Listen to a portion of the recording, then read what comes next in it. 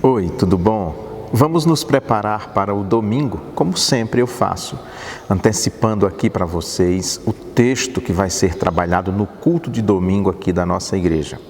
Essa semana tem um título um pouco inusitado. Eu intitulei de Anatomia de um Grande Sermão. Se vocês se recordarem, nós tivemos semana passada no nosso culto a proclamação da palavra naquele momento crucial da descida do Espírito Santo sobre a igreja, e encerra o texto dizendo que muitos dos circunstantes, das pessoas que estavam ali, levantaram a hipótese de que os apóstolos pudessem estar bêbados. Então Pedro, aquele mesmo Pedro, um homem simples, um homem rude, com pouca instrução, aquele mesmo que havia negado o Senhor 3 vezes, ele então assume aquela liderança que já lhe era própria, a liderança do grupo apostólico, da igreja nascente, e faz então um grande sermão em Jerusalém. São muitas conversões que acontecem conforme nós vamos ver no desenvolvimento da leitura do livro de Atos dos Apóstolos. É claro que o sermão de Pedro foi muito mais extenso, muito maior do que o registro de Lucas, mas o registro lucano é o essencial do seu sermão. E é muito interessante, eu quero chamar a atenção para 3 pontos do sermão de Pedro que podem nos servir muito, ainda hoje, no presente momento, para alimentar a nossa fé. O primeiro ponto é que Pedro lembra as pessoas que estão ali que o que estava havendo naquele momento era o cumprimento de uma antiga profecia. Eu vou ler um trechinho que ele se refere a esse ponto. Ele diz assim: esses homens não estão embriagados como pensais, visto que é apenas a 3ª hora do dia, ou seja, 9 horas da manhã.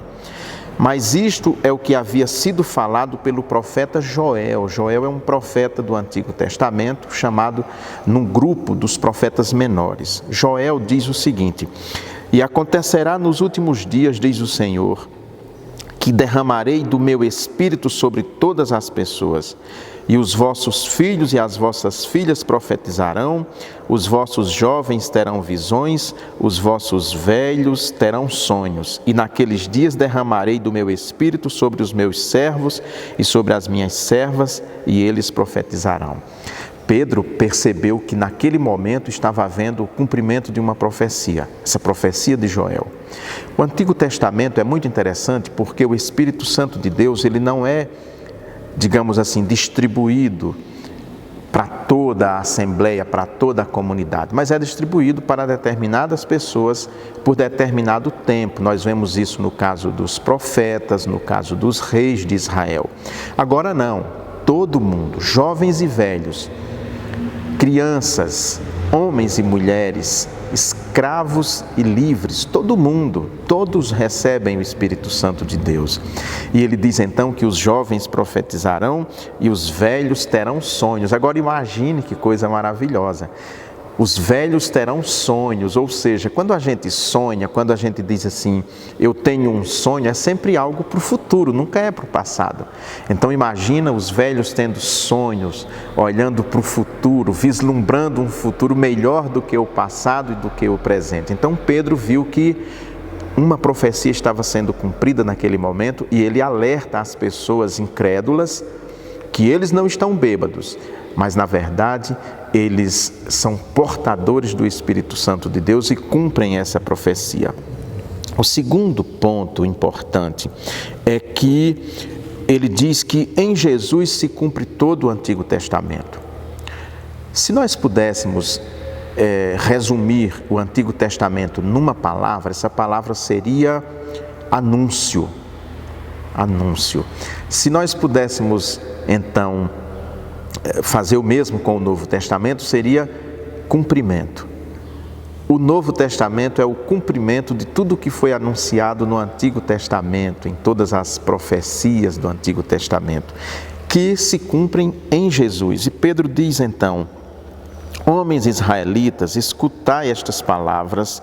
Jesus o Nazareno, homem aprovado por Deus entre vós com milagres, feitos extraordinários e sinais que Deus realizou entre vós por meio dele, como bem sabeis.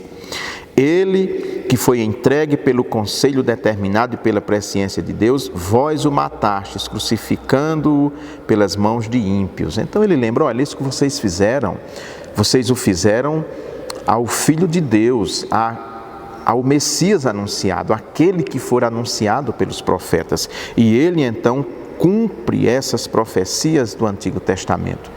Todo o Antigo Testamento foi cumprido em Jesus Cristo. Então, estão percebendo o alcance, a profundidade, a largueza desse sermão de Pedro, como ele é importante para você entender o papel de Jesus Cristo na história da salvação, por exemplo, e na própria evolução da revelação de Deus. Por fim, Pedro diz que aquele Jesus que eles mataram, que eles entregaram nas mãos de ímpios, de Herodes, de Pilatos, das autoridades romanas, aquele Jesus que foi morto na cruz, ressuscitou. E eles viram o Senhor ressuscitado. Olha que maravilha. Ele diz assim, foi a este Jesus, ou seja, a este Jesus que 50 dias atrás, mais um pouco, vocês mataram, foi a esse Jesus que Deus ressuscitou e todos somos testemunhas disso. Nós vimos o Senhor ressuscitado. Pedro comeu peixe com o Senhor ressuscitado. Pedro viu o Senhor ressuscitado dizer a Tomé, Tomé, se aproxime aqui, você não está acreditando que sou eu? Então se aproxime, veja que eu não sou um fantasma, toque aqui minhas mãos, o meu lado, onde eu fui ferido, veja as cicatrizes no meu corpo, as cicatrizes da tortura, as cicatrizes deixadas pelos cravos. Veja aqui, não sou um fantasma, sou eu que vivi, que convivi com vocês, eu sou o Cristo, eu sou Jesus que vocês conhecem tão bem.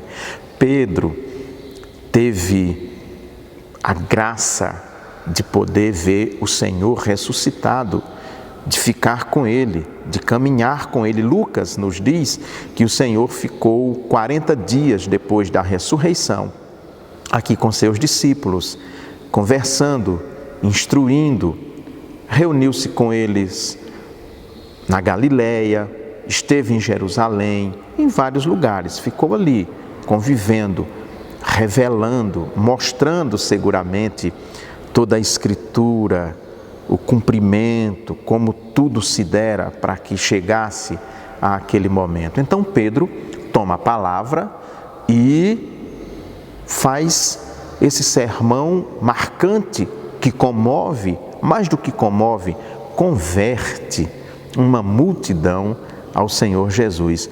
Eles então se veem convencidos de que aquele Jesus que fora assassinado há poucos dias, pouco mais de 50 dias, é o próprio Filho de Deus. E aqueles homens e mulheres que estavam ali, que foram confundidos com bêbados, eram na verdade portadores do Espírito Santo de Deus e que estavam revelando ao público presente que tinham visto o Senhor ressuscitado, o mesmo que havia sido assassinado por eles.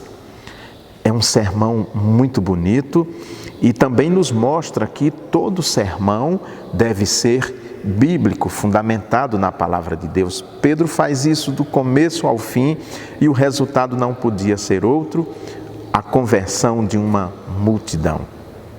É esse o sermão que nós vamos trabalhar esta semana aqui na nossa igreja e que eu quero convidar para, desde agora, você já se preparar para esse momento tão importante, fazendo a leitura em sua casa de todo o texto de Atos dos Apóstolos, e você que pode vir para a igreja que está em Paracatu, por favor, seja nosso convidado para vir aqui louvar, adorar e ouvir a palavra de Deus. E você que não pode, porque está no grupo de risco ou porque mora longe, mora em outros lugares do país, poderá acompanhar o nosso culto através do Facebook. Por isso que eu peço que você, a partir de agora, curta, compartilhe e também comente esse vídeo para que mais pessoas sejam alcançadas com a mensagem da salvação. Um grande abraço e que Deus nos abençoe.